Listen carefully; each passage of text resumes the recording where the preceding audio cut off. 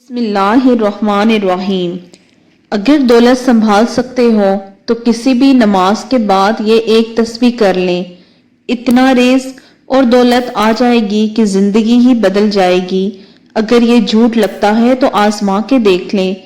आज मैं आपको एक ऐसा अमल बताऊंगी जिसको करने से अल्लाह पाक आपके रिज़्क में वुसअत और बरकत अता फरमाएंगे और आपकी हर किस्म की मोहताजी और तंगदस्ती को अल्लाह पाक अपने फजल से दूर फरमाएंगे। ये बहुत ही ज्यादा मुजर्रब और आजमूदा अमल है, बहुत ही आसान अमल है। इसके फवायद बहुत ज्यादा हैं। अगर आप इसके फवायद जान लें तो इस अमल को इंशाअल्लाह अपनी जिंदगी का मामूल जरूर बनाएंगे। इस अमल को आपने किसी भी नमाज के बाद करना है और इस अमल को पाबंदी से करते रहना है। इंशाअल्लाह ताला आपकी दुनिया की तमाम तरह की परेशानियां, तमाम मुश्किलात अल्लाह दूर फरमा देगा और आपको हर किस्म की राहत और सुकून अल्लाह पाक अता फरमाएगा। किसी भी किस्म की मोहताजी, तंगदस्ती, किसी भी किस्म का मसला होगा, इससे अल्लाह पाक फौरी तौर पर निजात अता फरमा देंगे। इस अमल को रोजाना भी कर सकते हैं, किसी भी नमाज के बाद ये अमल कर सकते हैं। इस अमल से इंशाअल्लाह ताला आपके रिज़्क में वुसअत और बरकत पैदा होगी। आपकी परेशानी, मुश्किलात अल्लाह दूर फरमा देंगे। वो अमल कौन सा अमल है? इस अमल को जानने के लिए वीडियो को आखिर तक जरूर देखें। ये ऐसा अमल मैं आपके साथ शेयर करने जा रही हूँ जिसको आज तक जितने भी मुसलमान भाई बहनों ने किया, अल्लाह ने उनकी जिंदगियां बदल दी। आप भी इस अमल को यकीन और खलूस के साथ करें तो मेरे अल्लाह से यही उम्मीद है, जिस किस्म का हमारा यकीन होगा अल्लाह पाक उसी तरह का हमें इस अमल से फायदा भी पहुंचाएंगे। ये अमल बहुत ही आसान है और इसको करना भी नमाज के बाद है। किसी भी नमाज के बाद ये अमल कर सकते हैं।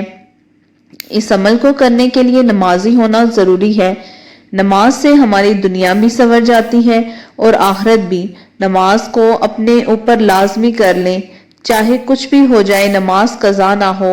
इस अमल को आपने ऐसे करना है, रोजाना हर नमाज अदा करने के बाद आपने अव्वल व आखिर 11 मरतबा दुरूद शरीफ पढ़ लेना है। आप कोई सा भी दुरूद पढ़ सकते हैं, चाहे तो सल्लल्लाहु अलैहि वसल्लम पढ़ लें, चाहे तो दुरूद इब्राहिमी पढ़ लें। बेहतर यह है कि दुरूद इब्राहिमी पढ़ें क्योंकि इसकी बरकत भी बहुत ज्यादा है। और दूसरा, अल्हम्दुलिल्लाह नमाज में होने की वजह से हर मुसलमान को याद भी है। दुरूद शरीफ पढ़ने के बाद आपने करना ये है, एक दफा सवाब की नियत से मेरे साथ भी दुरूद शरीफ पढ़ लें। अल्लाहुम्मा सल्ली अला मुहम्मदिन व अला आलि मुहम्मदिन कमा सल्लैता अला इब्राहीमा व अला आलि इब्राहीमा इन्नका हमीदुम मजीद। अल्लाहुम्मा बारिक अला मुहम्मदिन व अला आलि मुहम्मदिन कमा बारकता अला इब्राहीमा व अला आलि इब्राहीमा इन्नका हमीदुम मजीद। इस अमल की इजाजत हर उस शख्स को है, हर उस आदमी को है जो कि तंग दस्त और तंग हाल है, और उस शख्स को इजाजत है जो कि अल्लाह ताला के 99 नामों में से एक नाम कमेंट बॉक्स में लिखेगा। कमेंट बॉक्स में आप अल्लाह ताला के जब 99 नामों में से एक नाम लिख चुकेंगे तब आप इस अमल को कर सकते हैं। अल्लाह ताला पर मुकम्मल ईमान के साथ आपने ये अमल करना है। अब आपने करना क्या है कि आपने तस्बीह फातिमा, जो कि हजरत फातिमा रजी अल्लाह ताला अन्हा की तस्बीह थी, जो कि नबी पाक सल्लल्लाहु अलैहि वसल्लम ने उन्हें अता की थी। इस तस्बीह से बढ़कर कोई और चीज होती तो नबी पाक सल्लल्लाहु अलैहि वसल्लम अपनी बेटी को वो चीज अता फरमाते। एक वाकया आपने सुना ही होगा, हजरत फातिमा रज़ी अल्लाह ताला अन्हा चक्की पीसती थी, जिसकी वजह से उनके हाथों में छाले वगैरह पड़ गए थे। नबी पाक सल्लल्लाहु अलैहि वसल्लम की खिदमत में हाजिर हुई। जंगे फतह के बाद माले गनीमत आया हुआ था कि हजरत फातिमा रज़ी अल्लाह ताला अन्हा नबी पाक सल्लल्लाहु अलैहि वसल्लम से अपना मसला पेश किया कि काफी काम करने की वजह से मैं थक जाती हूँ और मेरे हाथों में भी बहुत ज्यादा छाले पड़ चुके हैं। तो हुजूर अकरम सल्लल्लाहु अलैहि वसल्लम ने फरमाया, मैं तुम्हें गुलाम से भी ज्यादा बेहतर चीज ना अता करूं? अर्ज की, जरूर फरमाइए। 3 जब ये हालत बयान की गई तो आपने फरमाया 33 मरतबा सुबहान अल्लाह, 33 मरतबा अल्हम्दुलिल्लाह اور 34 مرتبہ اللہ اکبر تسبیحات پڑھا کرو۔ اس کو پڑھنے سے تمہارے سارے کام آسان ہو جائیں گے۔ آپ نے روزانہ ہر نماز کے بعد اول و آخر 11 مرتبہ درود شریف پڑھ لینا ہے۔ اس کے بعد آپ تسبیح فاطمہ 100 مرتبہ اس طرح پڑھنا ہے: یا غنیو یا غنیو یا غنیو۔ اللہ کا نام ہے یہ۔ 100 دانوں والی تسبیح آپ نے لینی ہے، ہر دانے پر ایسے ہی پڑھنا ہے: یا غنیو یا غنیو یا غنیو۔ یا اللہ ہر ایک دانے پر اسی طرح پڑھنا ہے۔ اس اسم کو 100 دفعہ مکمل کرنے کے بعد آخر میں درود شریف پڑھنا ہے اور خصوصی طور پر اللہ تعالیٰ سے دعا کرنی ہے۔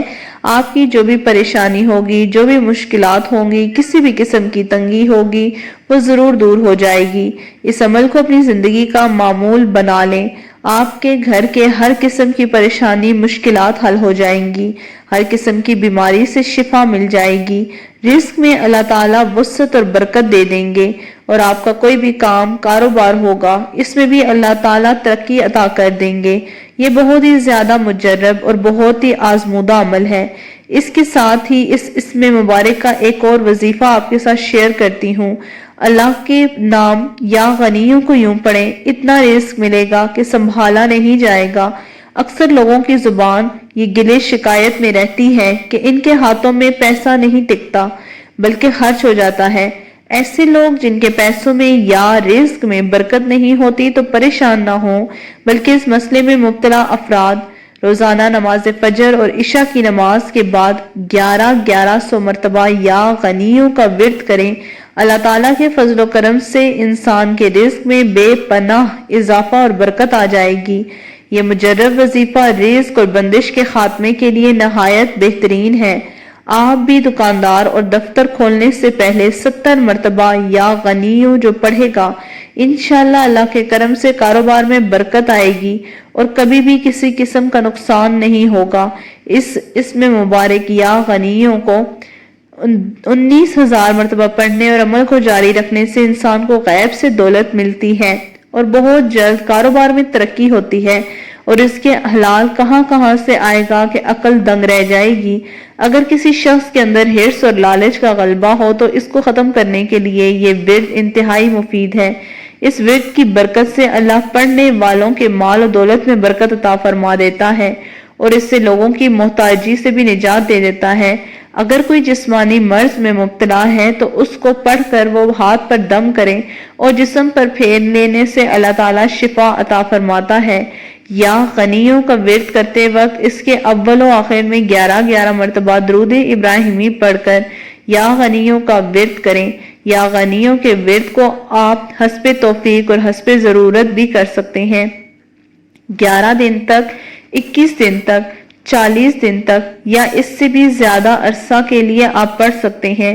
آپ دیکھیں گے کہ آپ کے کام خود ہی ہونا شروع ہو جائیں گے۔ حضرت انس رضی اللہ تعالیٰ عنہ بیان کرتے ہیں کہ رسول اکرم صلی اللہ علیہ وآلہ وسلم کے دور میں 2 بھائی تھے۔ ان میں سے ایک نبی پاک صلی اللہ علیہ وآلہ وسلم کی خدمت میں حاضر ہوتا جبکہ دوسرا کاروبار کرتا۔ کاروبار کرنے والے نے اپنے بھائی کے نبی پاک صلی اللہ علیہ وآلہ وسلم سے شکایت کی تو آپ صلی اللہ علیہ وسلم نے فرمایا، شاید کہ تمہیں اس وجہ سے رزق دیا جاتا ہو۔ اللہ تعالیٰ نے رزق کے 16 دروازے مقرر کیے ہیں اور اس کی چابیاں بھی بنائی ہیں۔ جس نے یہ چابی حاصل کر لی وہ کبھی تنگ دست نہیں رہے گا۔ پہلا دروازہ نماز ہے۔ جو لوگ نماز نہیں پڑھتے ان کے رزق سے برکت اٹھا دی جاتی ہے، وہ پیسہ ہونے کے باوجود پریشان رہتے ہیں۔ رسول اکرم صلی اللہ علیہ وآلہ وسلم نے فرمایا، جس کی نماز عصر جاتی رہی گویا اس کا گھر بار اور مال لٹ گیا۔ دوسرا دروازہ استغفار ہے۔ جو انسان زیادہ سے زیادہ استغفار کرتا ہے اس کے رزق میں اضافہ ہو جاتا ہے۔ حضرت عبداللہ بن عباس رضی اللہ تعالیٰ عنہ فرماتے ہیں کہ رسول اکرم نے فرمایا، جس نے استغفار کو لازمی کر لیا اللہ تعالیٰ اسے ہر غم اور تکلیف سے نجات دے دے گا، ہر تنگ دستی سے نکلنے کا رستہ پیدا فرما دے گا، اسے ایسی جگہ سے رزق عطا فرمائے گا جہاں سے اسے وہم و گمان بھی نہ ہوگا۔ تیسرا دروازہ صدقہ ہے۔ اللہ نے فرمایا کہ تم اللہ کی راہ میں خرچ کرو گے اس کا بدلہ دے کر رہے گا۔ انسان جتنا دوسروں پر خرچ کرے گا اللہ اسے 10 گنا بڑھا کر دے گا۔ حضرت ابو ہریرہ رضی اللہ تعالیٰ عنہ روایت کرتے ہیں کہ نبی پاک صلی اللہ علیہ وآلہ وسلم نے حضرت بلال رضی اللہ تعالیٰ عنہ سے فرمایا، اے بلال خرچ کرو اور عرش والے سے افلاس کا خوف نہ کرو۔ چوتھا دروازہ تقوی اختیار کرنا ہے۔ جو لوگ گناہوں سے دور رہتے ہیں اللہ ان کے لیے آسمان سے رزق کے دروازے کھول دیتا ہے۔ پانچواں دروازہ کثرت سے نفلی عبادت ہے۔ جو لوگ زیادہ سے زیادہ نفلی عبادت کرتے ہیں ان پر تنگدستی کے دروازے بند کر دیے جاتے ہیں۔ اللہ کہتا ہے اگر تو عبادت میں کثرت نہیں کرے گا تو میں تجھے دنیا کے کاموں میں اتنا الجھا دوں گا۔ لوگ سنتوں اور فرض پر توجہ دیتے ہیں، نفل چھوڑ دیتے ہیں، جس سے رزق کی کمی ہوتی ہے۔ چھٹا دروازہ حج اور عمرہ کی کثرت ہے۔ حضرت عبداللہ بن مسعود رضی اللہ تعالیٰ عنہ سے روایت ہے کہ حضور پاک صلی اللہ علیہ وآلہ وسلم نے فرمایا، پہ در بے حج و عمرہ کرو، کیونکہ یہ فکر اور گناہوں کو اس طرح دور کر دیتی ہے جس طرح بھٹی لوہے، سونے اور چاندی کے میل کو چیل کو دور کر دیتی ہے۔ بس یہ حاصل ہوا کہ آپ اس طرح سے یہ عادات اپنا کر اپنے رزق میں اضافہ کر سکتے ہیں۔ ساتواں دروازہ رشتہ داروں کے ساتھ حسن سلوک ہے، ان سے بھی ملتے جلتے رہیں۔ اللہ تعالیٰ کو صلح رحمی پسند ہے۔ غریبوں کے غم بانٹنا، مشکل میں کام آنا اللہ کو بہت پسند ہے۔ حضور اکرم صلی اللہ علیہ وآلہ وسلم نے فرمایا کہ بندوں کو ان کے کمزور ہونے کی وجہ سے رزق ملتا ہے اور ان کی مدد کی جاتی ہے۔ 9 دروازہ اللہ پر توکل ہے۔ جو شخص یقین رکھے گا اللہ دے گا تو اسے اللہ ضرور دے گا، اور جو شک کرے گا وہ پریشان ہی رہے گا۔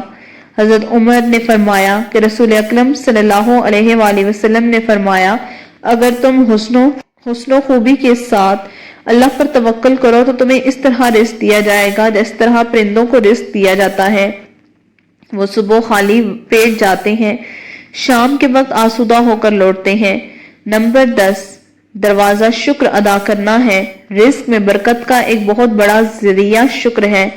جیسے سورہ ابراہیم میں ارشاد باری تعالیٰ ہے کہ اگر تم شکر کرو گے تو وہ تمہیں اور زیادہ عطا کرے گا، اور اگر تم شکر نہیں کرو گے یعنی کفران نعمت کرو گے تو پھر میرا عذاب بہت سخت ہے۔ 11واں دروازہ گھر میں مسکرا کر داخل ہونا ہے۔ یہ بھی سنت نبوی ہے، مسکرا کر سلام کر کے داخل ہوں۔ 12واں دروازہ گرا پڑا لقمہ کھا کر ہے۔ حضرت جابر رضی اللہ تعالیٰ عنہ سے روایت ہے کہ نبی پاک صلی اللہ علیہ وآلہ وسلم نے فرمایا، جس وقت تمہارا کوئی لقمہ گر پڑے تو اٹھا لو، اور جو کچھ اس میں لگا ہو اس کو پونچھ کر کھا لو، اس کو نہ چھوڑو۔ اس کو شیطان کے لیے فرمایا جو کھانا کھاتے وقت دسترخوان سے گری ہوئی چیز کو کھا لے، رزق میں فراخی عطا کرتا ہے۔ 13واں دروازہ ہر وقت باوضو رہنا ہے، اس سے رزق میں کبھی تنگی نہیں ہوتی۔ 14واں دروازہ چاشت کی نماز پڑھنا ہے، رزق میں برکت بڑھتی ہے۔ حدیث میں چاشت کی نماز رزق کو کھینچتی ہے اور تنگدستی کو بھگاتی ہے۔ 15واں دروازہ سورہ واقعہ پڑھنا ہے، اس سے رزق بڑھ جاتا ہے۔ غرض یہ کہ ان عادات کو اپنا کر آپ اللہ تعالیٰ سے اپنے رزق میں برکت مانگ سکتے ہیں۔ جزاک اللہ۔ امید کرتی ہوں آپ کو وظیفے کی اچھے سے سمجھ آ گئی ہوگی۔ میں اللہ تعالیٰ کے 99 ناموں میں سے ایک نام بھی ضرور لکھ دیا ہوگا۔ جزاک اللہ۔